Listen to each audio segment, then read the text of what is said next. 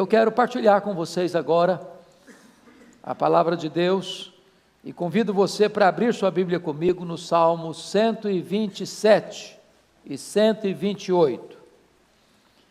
Esses dois salmos, segundo os estudiosos, embora não conste no texto bíblico o nome do escritor, mas são atribuídos, até numa espécie de consenso quase unânime, a Salomão.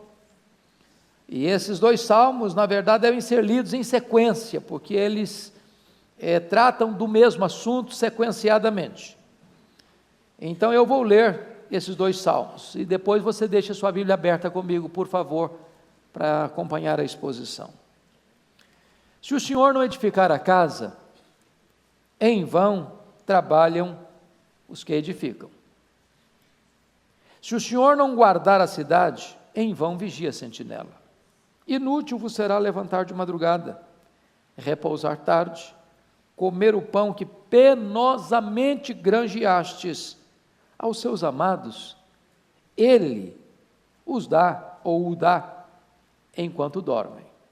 Herança do Senhor são os filhos, o fruto do ventre, seu galardão. Como flechas na mão do guerreiro, assim os filhos da mocidade. Feliz o homem que enche deles a sua aljava, não será envergonhado quando pleitear com os inimigos à porta. Bem-aventurado aquele que teme ao Senhor e anda nos seus caminhos. Do trabalho de tuas mãos comerás, feliz serás, e tudo te irá bem. Tua esposa no interior de tua casa será como a videira frutífera, teus filhos como rebentos da oliveira à roda da tua mesa. Eis como será abençoado o homem que teme ao Senhor. O Senhor te abençoe desde Sião, para que vejas a prosperidade de Jerusalém e vejas, durante os dias de tua vida, e veja os filhos de teus filhos, paz sobre Israel. Amém. Amados irmãos, a família, ela foi obviamente instituída por Deus, não é invenção nossa, é criação divina. E Deus criou a família muito antes até mesmo de criar o Estado e a própria igreja. Foi a primeira instituição divina. Nós chamamos, numa linguagem bem nossa, de célula máter da sociedade, célula mãe da sociedade, porque dela decorre todo o desenvolvimento social. Todas as outras instituições emanam da própria família. Então a família é a base, a família é o alicerce. A família deve merecer nossa máxima atenção, nosso máximo cuidado, nosso maior investimento. Quando a Bíblia está estabelecendo os princípios e critérios para se formar a família, está lá em Gênesis 2:24 assim: por isso deixará o homem seu pai e sua mãe, se unirá à sua mulher, tornando-se os dois uma só carne. E aí tem três pilares que devem sustentar a família. Primeiro pilar é que casamento é a união de um homem com uma mulher. Deixará o homem seu pai e sua mãe, se unirá à sua mulher. Obviamente, para constituir um casamento à luz do ensino de Deus, o casamento tem que ser entre um homem e uma mulher, um masculino e um feminino, porque só um masculino e um feminino podem se unir e procriar, e prosseguir esse mandato cultural. Logo, por mais que a sociedade aplauda, ou por mais que a sociedade legitime a relação homoafetiva, ela está na contramão do preceito divino. Mas esta relação não é apenas heterossexual, o casamento é também monogâmico, porque o texto diz: por isso deixa o homem seu pai e sua mãe, e se unirá à sua mulher, não às suas mulheres.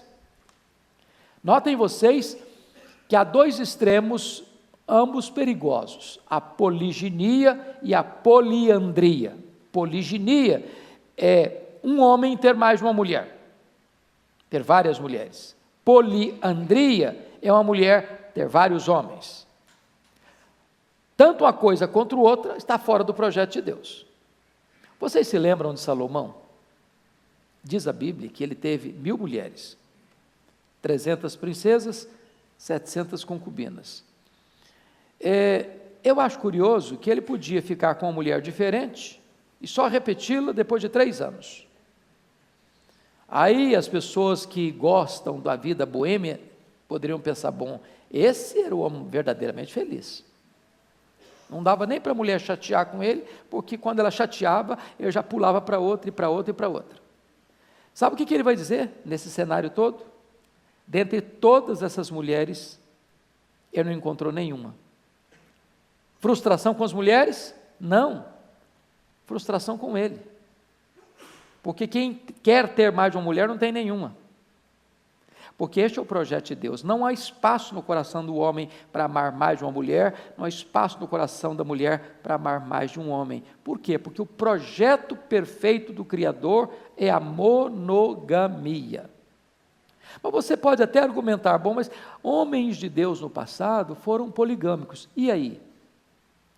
Será que eu posso ser um homem de Deus e ser poligâmico? As pessoas que usam esse argumento, de Abraão, de Davi, de Jacó, de Salomão, fazem uma leitura errada da Bíblia. A leitura da Bíblia não é a leitura exemplarista, mas a leitura preceitual. O que significa isso?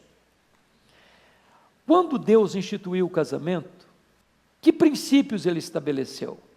Gênesis 2:24, monogamia. Quando os 10 mandamentos foram dados, que é a lei moral que deveria governar o povo ao longo dos séculos, o que é o 10º mandamento ensina? Não cobiçarás a mulher do teu próximo. Se Deus estivesse ali referendando e aprovando a poligamia, ele teria colocado no plural, mas ele coloca no singular.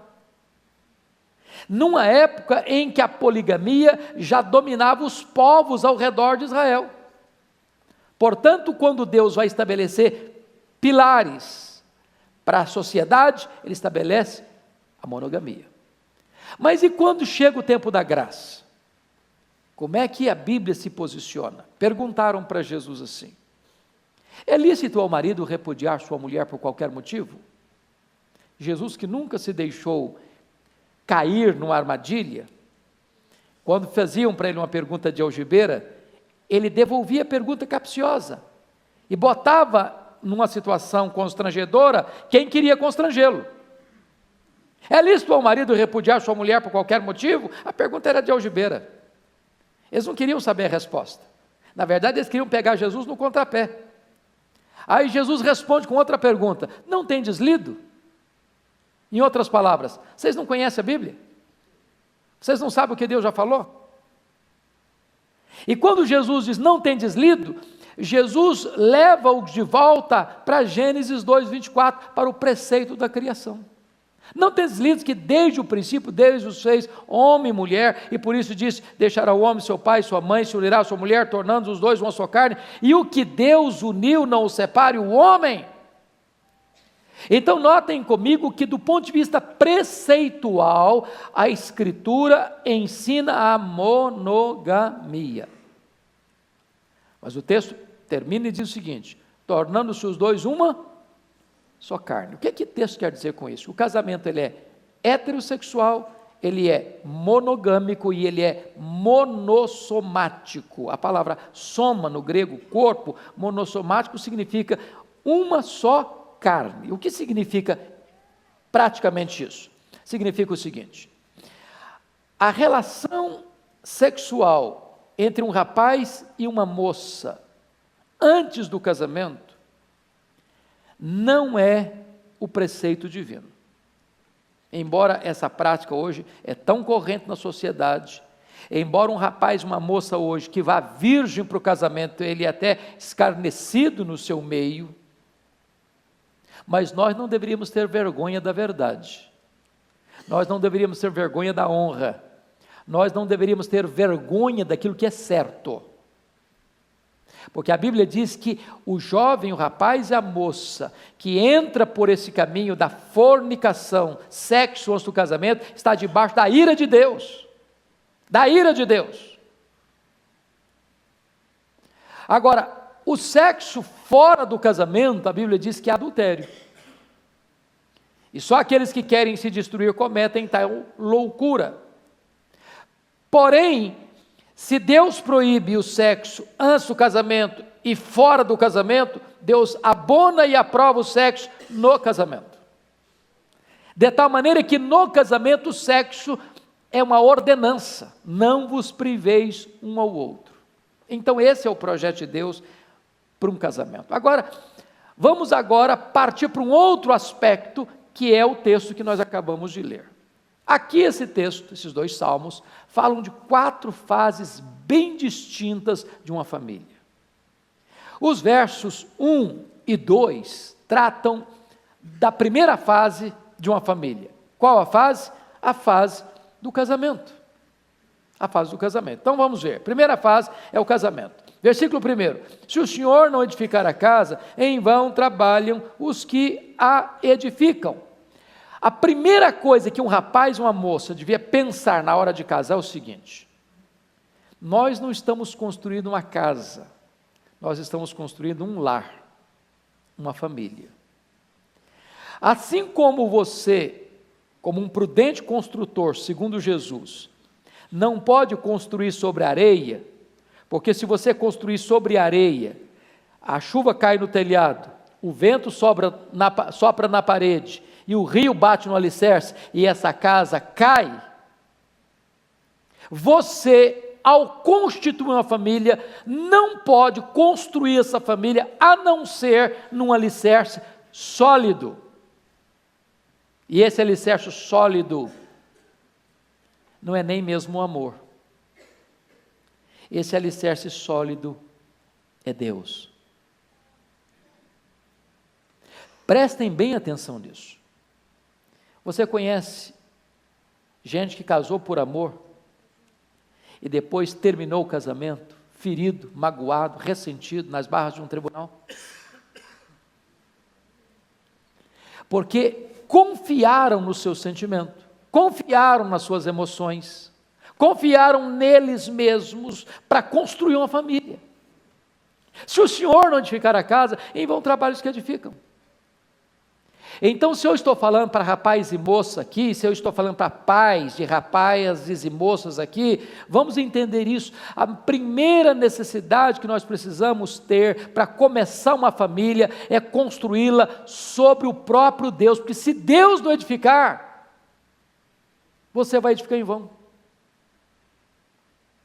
Sentimento não segura um casamento na tempestade. O que segura um casamento na tempestade é o próprio Deus. Ele é o refúgio, Ele é a fortaleza, Ele é quem planta os nossos pés sobre a rocha, porque Ele mesmo é essa rocha.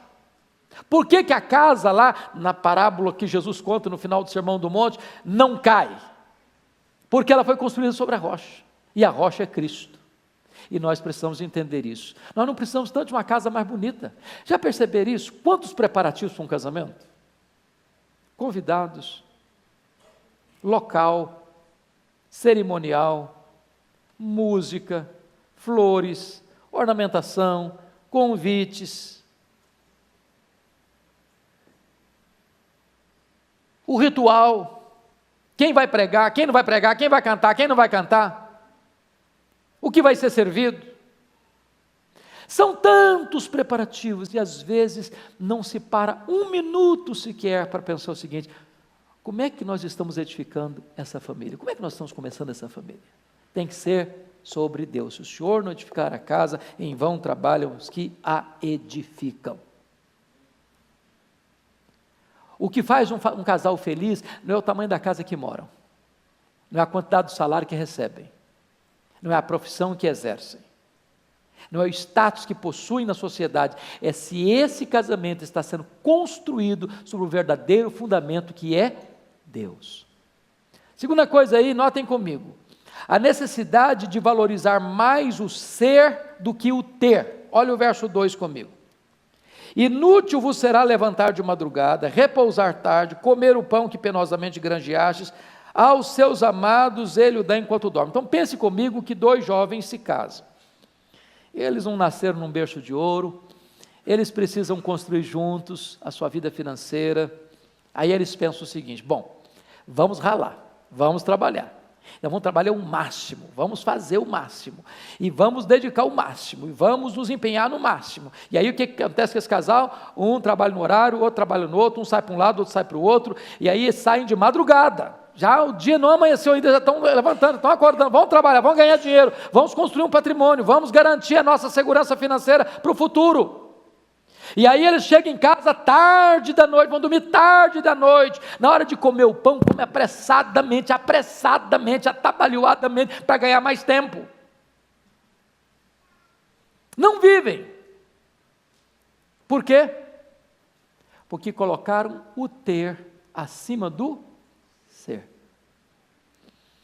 Eu fui procurado por um casal, lá em Vitória, certa feita, que disse assim para mim: pastor Hernandes, nós nos casamos, combinamos isso, trabalharmos 15 anos, pegado, para a gente montar um patrimôniozinho, para depois então ficar mais tranquilos. A mulher saía de casa 6 horas da manhã, voltava para casa 3 horas da tarde. O rapaz saía de casa 11 horas da manhã, voltava para casa 10 da noite. Depois de 15 anos, sabe qual a conclusão deles? A voz que cada um via não era do cônjuge. O cheiro que cada um sentia não era do cônjuge. A presença que cada um tinha na vida não era do cônjuge. Depois de 15 anos, eles ganharam dinheiro, mas olharam um para o outro e perguntaram assim: mas quem é você?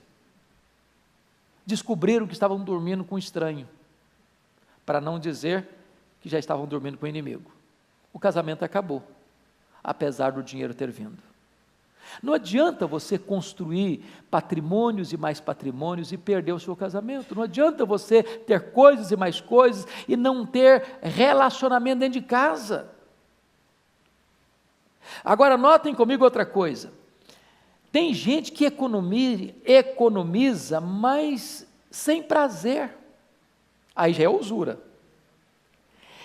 Gente, uma coisa estranha. Deixa eu lhes dizer um fato curioso. Eu conheci um senhor, numa cidade onde eu morei, que ele tinha muitas casas de aluguel, muitas.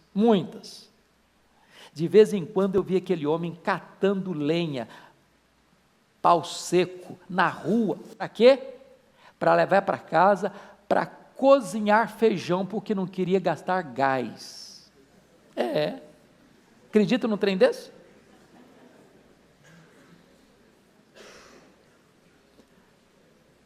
Eu conheço pessoas que são ricas, têm muito dinheiro guardado e vivem na miséria. Na miséria, porque não sabem usufruir o que Deus dá. Não faz uma viagem, não vai num restaurante, não compra uma boa roupa, a casa é deixada à míngua. Sabe o que acontece com essas pessoas? Elas não vão sofrer. Quem nunca ralou, nunca trabalhou é que vai usufruir. Porque não entenderam um princípio: quando Deus dá fruto do seu trabalho, você pode e deve desfrutar desta bênção de Deus.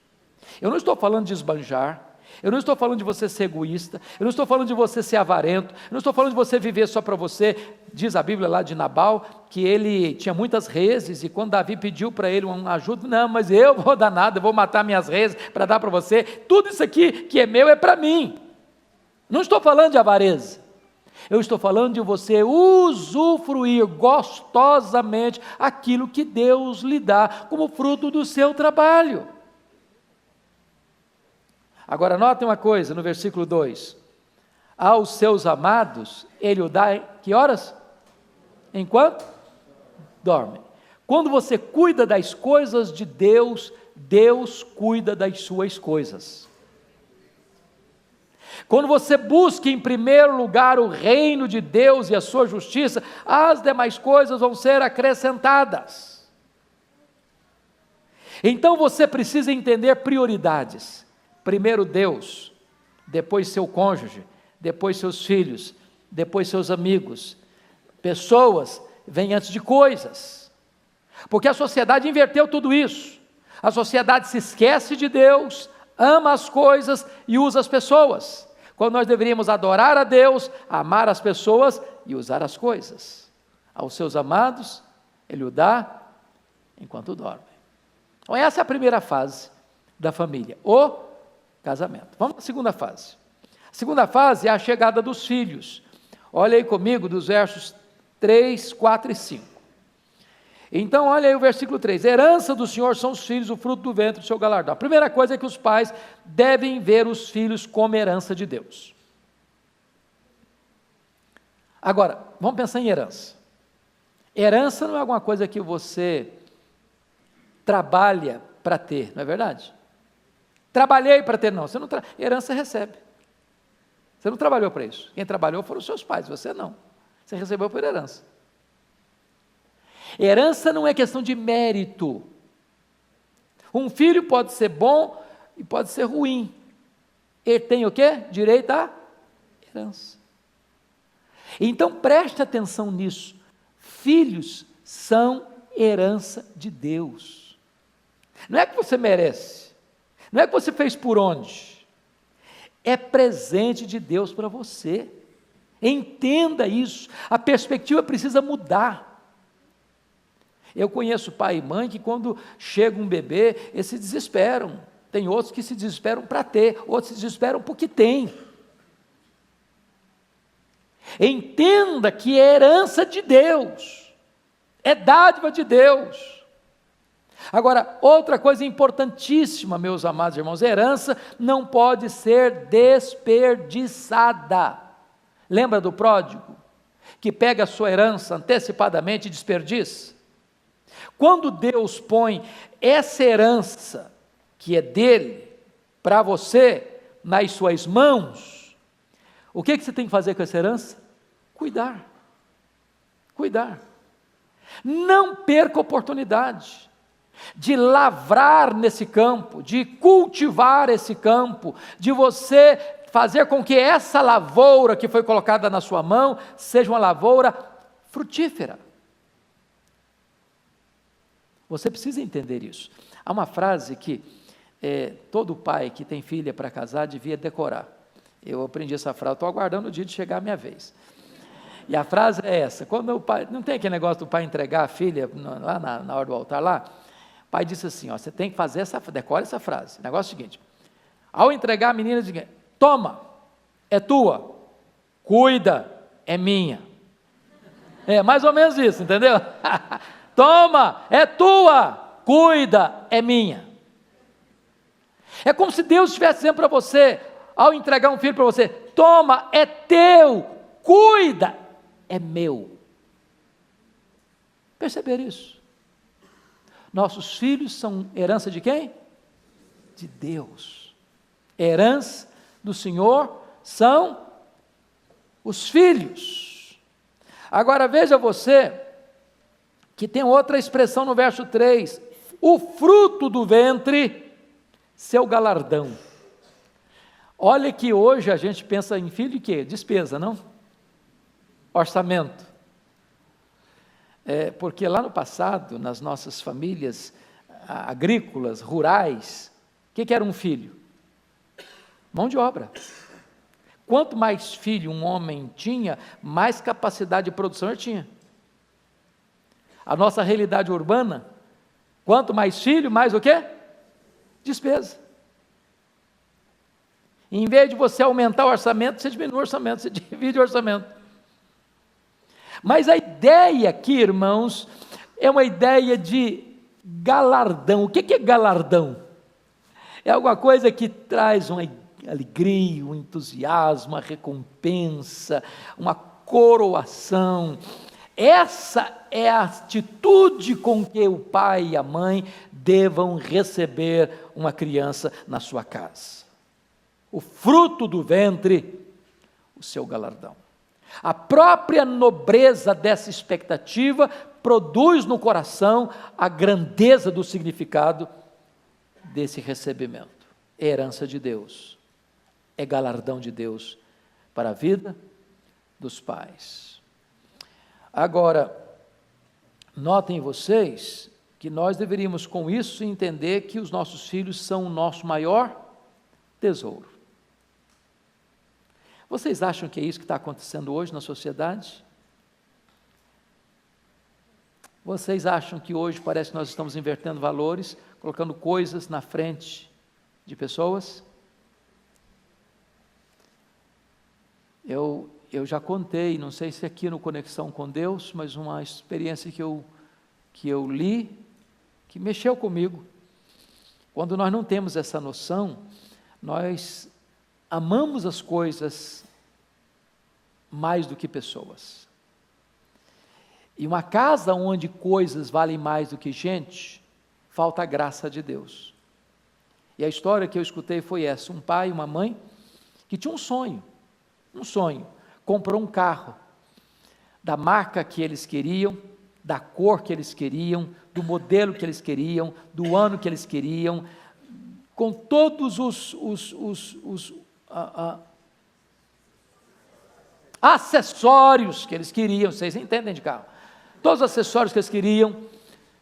E aí o sonho se realizou. Esse casal botou o carro na garagem. Aquele negócio assim, aquela tintura esmaltada, aquele negócio lindo. Pensa num Ferrari vermelho assim, era mais ou menos aquele tipo da pintura.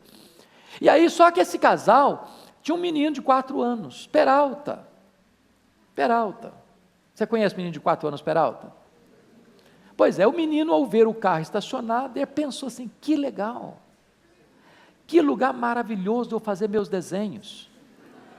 E ele pegou um prego e começou a desenhar, esculpindo seus desenhos assim mais fantasiosos no capô do carro, na porta do carro, achando que ele estava fazendo o máximo. Quando o pai chegou e viu a cena, o pai ficou possesso de raiva. Você conhece gente que fica possessa de raiva? Pois é, que o pai ficou. E o pai pega o menino de 4 anos e começou a surrar a mão dele. Surrar. E o pai perdeu o controle. Você conhece gente que perde o controle emocional? Que destempera emocionalmente? Que não sabe ter domínio próprio na hora dessa? Foi além das medidas. Quando deu por fé, o menino estava com as mãos deformadas de tanto apanhar. Correu com o menino para o hospital, não teve mais jeito. Tiveram que amputar as 2 mãos do menino. Para salvar o menino, tiveram que amputar as 2 mãos. No outro dia o pai foi no hospital, desesperado. E aquele menino, já consciente, de volta da cirurgia, ao ver o pai entrar no quarto, levantou os 2 cotoquinhos de braço e disse: papai, eu nunca mais vou riscar o seu carro. Eu pergunto a você, um homem desse tem prazer de entrar num carro? Um homem desse tem prazer de celebrar bens materiais? Nós precisamos entender que os nossos filhos são o maior tesouro que nós temos na vida, dado por Deus. Agora vejam vocês, no versículo de número 4, que é uma outra figura. Como flechas na mão do guerreiro, assim os filhos da mocidade. Agora ele começa a usar uma linguagem que o pai não é um agricultor, o pai não é um empresário, o pai é o quê? Um guerreiro, é um lutador. E agora ele vai usar a linguagem da guerra daquela época, porque não havia nenhuma força mais poderosa numa guerra do que os flecheiros. Quantos filmes você já assistiu com os flecheiros? Você está do lado de cá, o inimigo está do lado de lá, tem um vale no meio, e daqui se lança flechas, às vezes cheias de fogo. Só que a flecha tem 3 significados. Primeiro, todo guerreiro precisa carregar suas flechas. Todo guerreiro. Nas costas. Pai e mãe carrega filho. No coração, a mãe no ventre, depois no bolso, depois nos braços, a vida inteira na mente e no coração. Não dá para gerar e deixar para lá. No momento em que você tem filhos, você fica aliançado para a vida. Algumas pessoas dizem, bateu asas do ninho e acabou meu compromisso. Acabou nada. Acabou nada. Eu pergunto aqui, pai e mãe que têm filhos casados, se eles não preocupam mais com os filhos, se eles não estão mais ligados aos filhos, se eles não se envolvem mais com os filhos. Envolve do mesmo jeito. É uma relação, pode ter saído do ninho do ponto de vista da independência financeira, da independência emocional, mas você continua completamente ligado. O que diz respeito a um filho seu, diz respeito a você. Mas a segunda coisa de um flecheiro, de um guerreiro, é que ele não desperdiça suas flechas, ele lança suas flechas para um alvo específico. Em outras palavras, meus amados irmãos, nós não criamos filhos para nós criamos filhos para Deus e para a vida. Nós lançamos os nossos filhos. Não é bom, não é saudável criar um clã. Sabe o que é um clã? Filho casa, faz um puxadinho na casa. Aí outro filho casa, faz outro puxadinho na casa. Não tem jeito de fazer o puxadinho para os lados, levanta mais um andar. E aí vira uma confusão. Sabe por que vira uma confusão? Se a nora sua brigar com seu filho perto de você, você fica com raiva da nora. Só que a nora brigou com o seu filho, que é o marido dela, daqui a meia hora os dois estão legal de novo. Tudo resolvido, com a nora, com a sogra não, com o sogro não. Quem casa, quer casa e precisa de casa. É melhor você morar numa tapera do que morar numa mansão com seus pais depois de casado. Aluga uma meia água, 2 quartos, 1 quarto só, não tem problema, mas você precisa ter o seu cantinho, porque os pais precisam lançar a flecha. Mas em terceiro lugar, nenhum guerreiro desperdiça a flecha, ele lança a flecha no alvo certo. Então pais crentes criam filhos para a glória de Deus, pais crentes criam filhos com princípios de Deus. É bem verdade que um filho ou uma filha pode não querer seguir essa orientação, pode resistir a essa orientação, mas isso não isenta você da responsabilidade de continuar insistindo, ensinando na linguagem bíblica e inculcando, botando na cuca deles. Isso dá trabalho, mas lança a sua flecha. O texto conclui dizendo que feliz o homem que enche deles a sua aljava, não será envergonhado quando pleitear com os inimigos à porta. Sabe o que significa isso? Dizem os entendidos que quando os nossos filhos são pequenos, eles choram para ficar conosco. Quando eles crescem, nós choramos para ficar com eles. Se você não plantar hoje, você não colhe amanhã. Olha o princípio de Deus. No começo, você protege seus filhos. No final, seus filhos protegem você. Esse é o projeto de Deus. Quando os seus filhos são tenros, às vezes sem capacidade de se protegerem, cabe a você, pai, cabe a você, mãe, protegê-los. Mas depois, suas forças vão se acabando, e eles vão se fortalecendo, e amanhã quem vai defender você são os seus filhos. Esse é o projeto de Deus. Essa é a ideia de Deus de família. Mas vamos para a terceira fase. Olha comigo aí, a terceira fase é a fase dos filhos grandes. Salmo 128, versos de 1 a 4, confira aí comigo. Sabe o que eu acho lindo? Como é que esse casamento começou? Com Deus. Se o Senhor não edificar a casa, em vão trabalhos que edificam. Começou o quê? Com Deus. Deus é o alicerce, Deus é o construtor, Deus é o edificador. Como é que essa família está depois que os filhos crescem? Olha o verso primeiro. Bem-aventurado aquele que teme ao Senhor e anda nos seus caminhos. Quem começa bem, continua bem. Quem começou no caminho certo, continua no caminho certo. É por isso que os casamentos mistos são tão perigosos. São tão perigosos. Porque quando o começo já é duvidoso, quando o começo já é conflituoso, quando não há consonância de pensamento, de fé, de valores, começa errado. A possibilidade de dar errado é muito grande.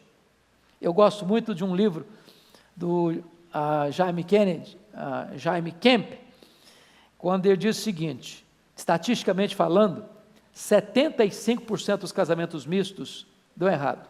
Não quer dizer que dois crentes casando não dá errado, não. Às vezes dá também. Porque não basta só casar, é preciso manter o casamento.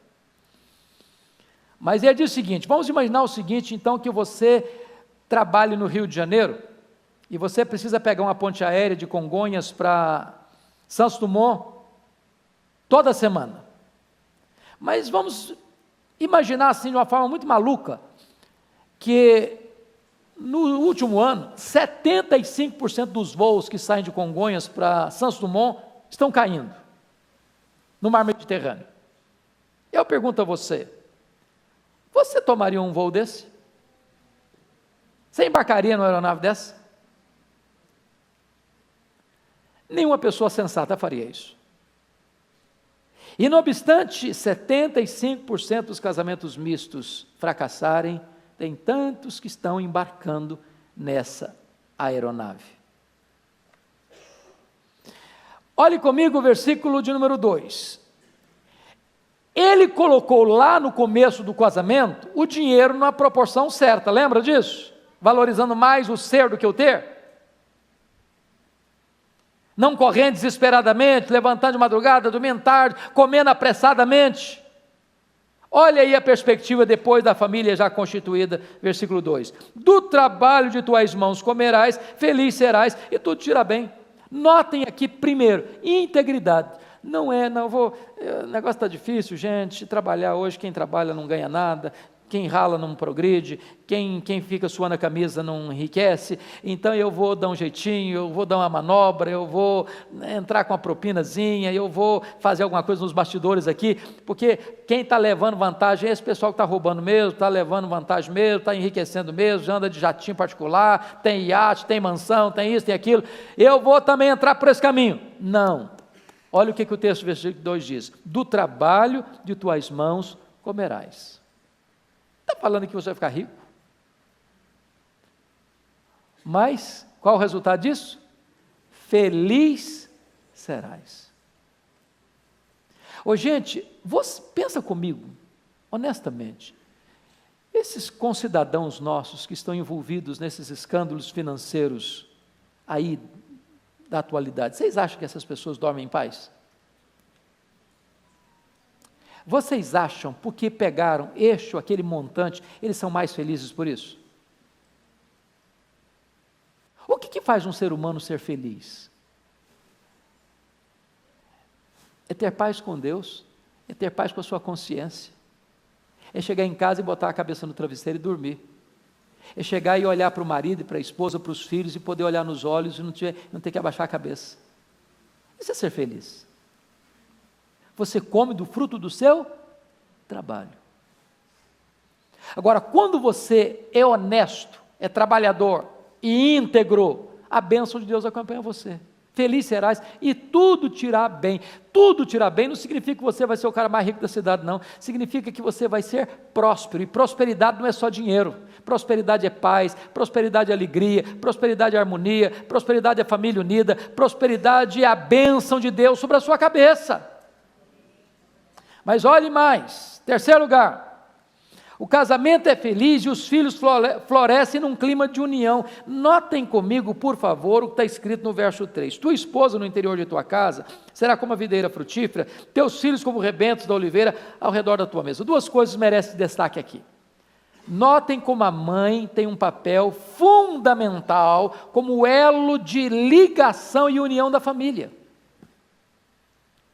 Irmãos, Deus deu à mulher, você mulher, Deus deu para você essa habilidade, essa graça de você ser agregadora dentro da sua família. Quer um exemplo? Faça uma pesquisa. Quando você nota numa família que primeiro morre o homem deixando a mulher viúva, já numa idade mais avançada, via de regra a família continua unida. A mãe tem esse poder de agregar. Mas quando é o contrário, quando morre a primeira mulher, o homem, via de regra, não consegue manter os filhos debaixo das asas. Agora, olhem outro emblema aqui fundamental, a mesa. A mesa, ao redor da mesa. Tem mesa na sua casa? A família fica ao redor da mesa? Você já abriu mão da mesa? Sabe por que a mesa é importante? Imagine que você esteja chateado com seu irmão, ou brigado com seu pai, ou brigado com a sua mãe, ou a sua mãe brigada com você, ou seu pai chateado com você, mas tem que assentar aonde? Ao redor da mesa. E ali não tem jeito não, é olho no olho, olho no olho, olho no olho.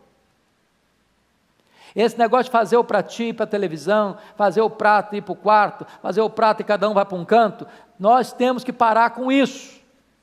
Casa precisa ter mesa. Mesa.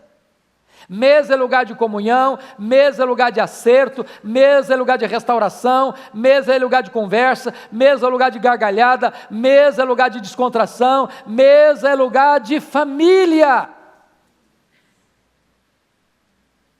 Notem vocês que a esposa está lá e os filhos estão, como rebentos da oliveira, ao redor da mesa. Esse homem plantou lá atrás o casamento em Deus, esse homem entendeu que pessoas valem mais do que coisas, esse homem recebeu os filhos como herança de Deus, esse homem recebeu os filhos como galardão de Deus, esse homem agora permanece fiel a Deus, ele trabalha e come com alegria do fruto do seu trabalho, Deus o faz prosperar e a família dele está o quê? Unida. E sabe o que significa isso? Felicidade. Felicidade. Lá tem mais. Versículo 4 diz que uma família unida é uma bênção tão grande. Eis como será abençoado o homem que teme ao Senhor. Não diz aqui, eis como será abençoado o homem mais rico da cidade, eis como será abençoado o homem mais culto da cidade, eis como será abençoado o homem que atingiu o topo da pirâmide social. Não, eis como será abençoado o quê? O homem que teme ao Senhor. Mas eu termino, última fase da família. Versículos 5 e 6, é a fase dos netos. Olha que legal. Ele vai do casamento a quê? A velhice. Do começo ao fim da jornada. Olha comigo, por favor, o versículo 5. O Senhor te abençoe desde Sião, para que vejas a prosperidade de Jerusalém durante os dias de tua vida. Notem que ele sai do contexto da família e sai agora na direção da cidade. Uma família abençoada, uma família unida, uma família temente a Deus, uma família que tem valores, ela é uma família que esparge sua luz, é uma família que reverbera a sua influência para dentro da cidade. Ela é uma família saneadora, ela é uma família abençoadora no lugar onde ela está inserida, irmãos. Que coisa linda! Deus quer abençoar o Brasil através da nossa família. Da nossa família. Alguém já disse que Davi ganhou o mundo e perdeu a sua família. Alguém já disse que Noé perdeu o mundo e ganhou a sua família. Mas quem sabe o projeto de Deus é que nós alcancemos o mundo através da nossa família. Mas finalmente, confira comigo, versículo de número 6, e vejas os filhos de teus filhos, pais sobre Israel. Eu não tenho ainda o privilégio de ser avô, mas dizem os que têm esse privilégio, que neto é filho com açúcar.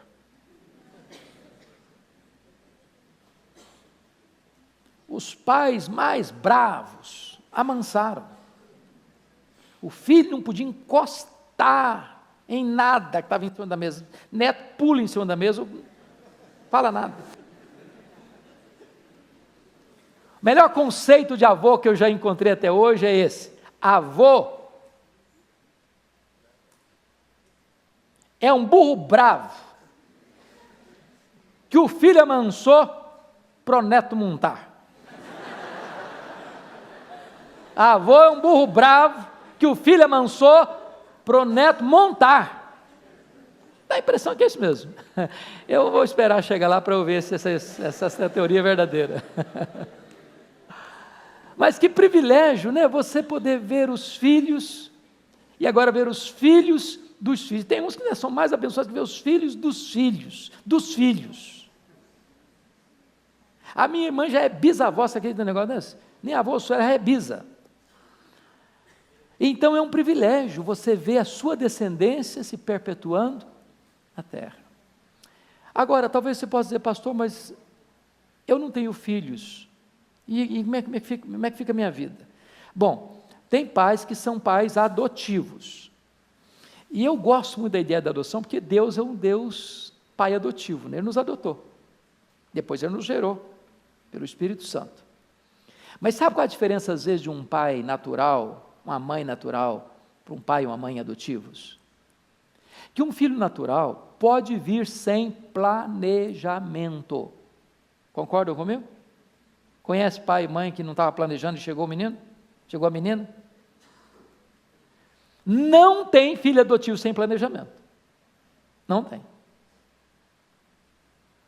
Todo filho adotivo, ele é escolhido deliberadamente, propositadamente. É uma escolha de amor. Ninguém conscientemente diz, eu vou adotar um filho para arrebentar com ele. Eu vou adotar um menino porque eu quero descarregar minha ira em alguém, então eu preciso adotar um para ter motivo para descarregar. Ninguém faz isso, só sou um insano. Mas vamos imaginar que você hoje não sou nem pai natural, nem mãe natural, nem pai adotivo, nem filho adotivo. Você pode ter muitos filhos, o quê? Espirituais. Você pode gerar filhos espirituais. Cuidar deles. Não foi assim que Paulo chamou Timóteo? Meu filho. Meu filho. Então, amados, que Deus nos ajude a investir na nossa família. Que Deus nos dê graça para que a nossa família seja um cenário de vida. Que Deus nos abençoe para que a nossa família seja uma bênção na sociedade. Talvez você diga, pastor, mas a minha família é tão complicada. Mas é a sua família, você não tem outra. Você não pode trocá-la por outra. Então invista nela. Então cultive essa lavoura. Então faça o melhor que você pode para que essa família melhore, para que ela seja uma bênção, para que ela seja uma fonte de alegria para você e de prazer para a sua alma e de glória para o nome de Deus. Vamos ficar em pé, queridos, e vamos cantar ao Senhor mais um cântico. E depois nós vamos orar e impetrar a bênção. Que Deus abençoe vocês. Talvez eu nunca esqueço uma palavra do pastor Jeremias. Eu acho que ele é oportuno quando diz isso. Você não é o que você escuta. Você não é o que você sente. Você não é o que você fala. Você é o que você faz. Então eu gostaria que você hoje pudesse pensar uma coisa: o que é que eu vou fazer lá dentro da minha casa para melhorar o meu ambiente? Talvez pegar seu filho no colo, dar um beijo nele. Talvez falar para o seu pai e para a sua mãe, papai, mamãe, eu te amo. Talvez dar um abraço no seu irmão, que tem tempo que você não dá. Talvez sentar com os seus filhos e dizer, meus filhos, eu tenho os maiores sonhos para vocês, para que vocês conheçam a Deus, temam a Deus, para que a gente seja uma família unida, para que a nossa descendência possa ser uma bênção na terra. Faça algo que surpreenda você e surpreenda a sua família.